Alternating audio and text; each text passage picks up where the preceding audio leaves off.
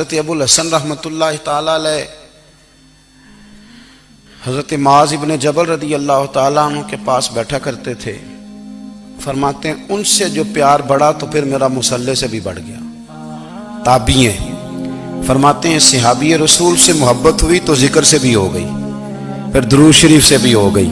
محبت ان سے بڑھی تو پھر اللہ نے مسجد کا پیار بھی بڑھا دیا.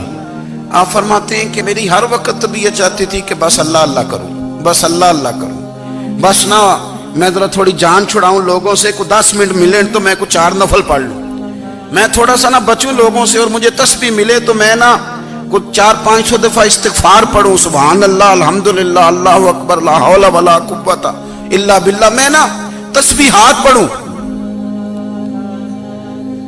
فرماتے ہیں کہ بچے تھے گھر میں 6-7, غربت تھی, کام ملتا کوئی نہیں تھا, اور میں کام چور نہیں تھا, کام ڈھونڈتا تھا, پر اللہ کی قدرت کے کام نہیں ملتا تھا.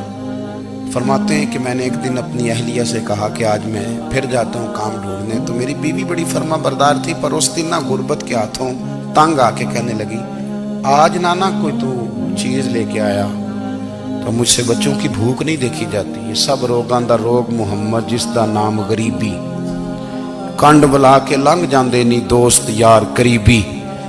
آج نہ کچھ لے کے آیا تو میں بچے لے کے میکے چلی جاؤں گی. شیخ فرماتے ہیں کہ میں بڑا پریشان گھر سے نکلا, پر میں نے صبح سے لے کے زور تک کام ڈھونڈا, کام ملا کوئی نہیں.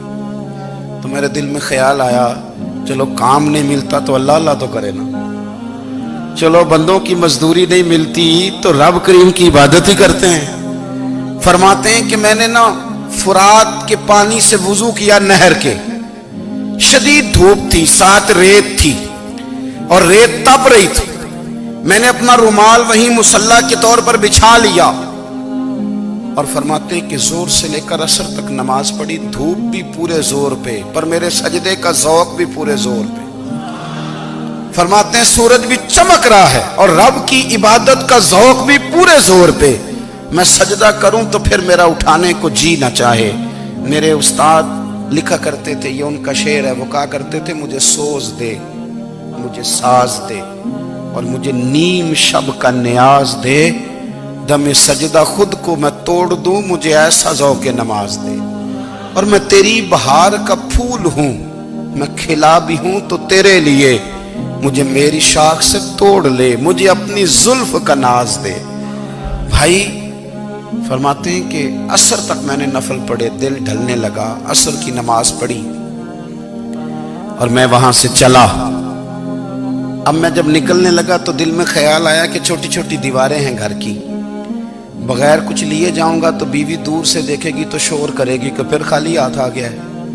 کہتے میں نے اپنی اسی رومال میں جس میں میں نے نماز پڑھی تھی نا, رومال میں کی آخی دے پنجابی جسافہ کہتے ہیں, اسی میں نا میں نے کچھ ریت بھر لی کہ وہ دور سے دیکھے گی تو سمجھے گی کچھ لے کے آیا ہے, چلو جا کے اسے بتا دوں گا کہ آج پھر مزدوری نہیں ملی. کہتے ہیں وہ ریت لے کر جب میں گھر میں گیا تو پہلے بیوی دروازے پہ کھڑی ہوتی تھی, پوچھتی تھی خالی ہاتھ آ گئے ہو؟ آج میں نے دیکھا تو ہے ہی کوئی نہیں.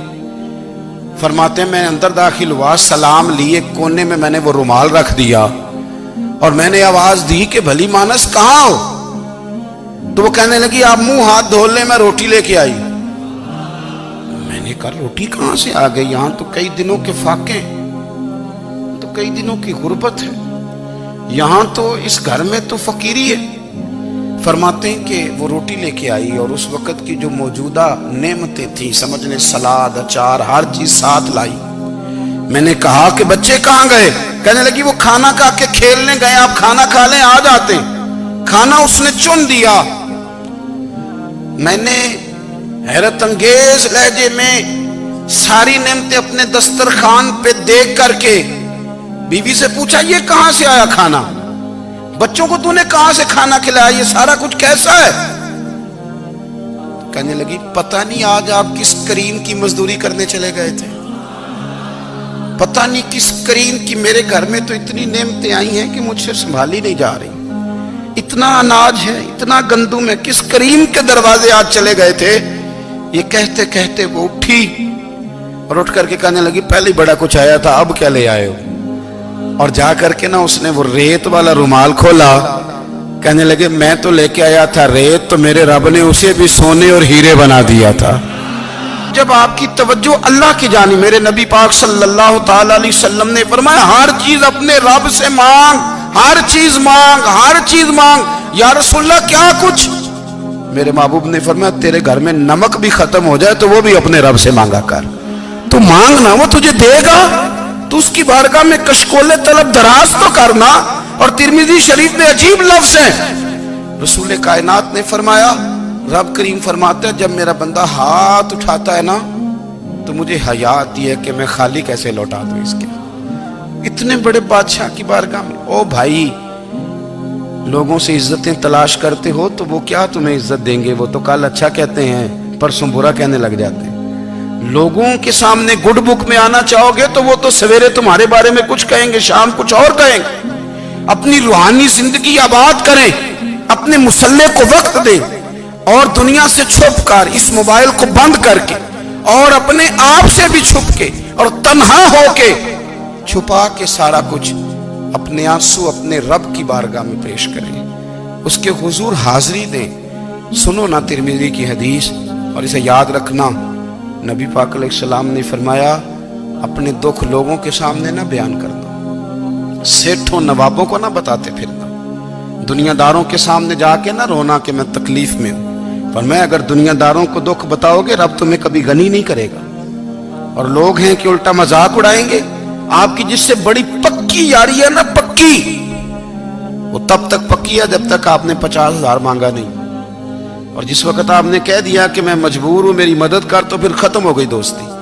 لوگوں کی تعلقات آپ کے ساتھ تب تک ہیں جب تک آپ ان سے کوئی ضرورت وابستہ نہیں کرتے۔ کریم محبوب فرمانے لگے بندوں کے سامنے دکھ نہ بیان کرنا، اللہ تجھے کبھی غنی نہیں کرے گا۔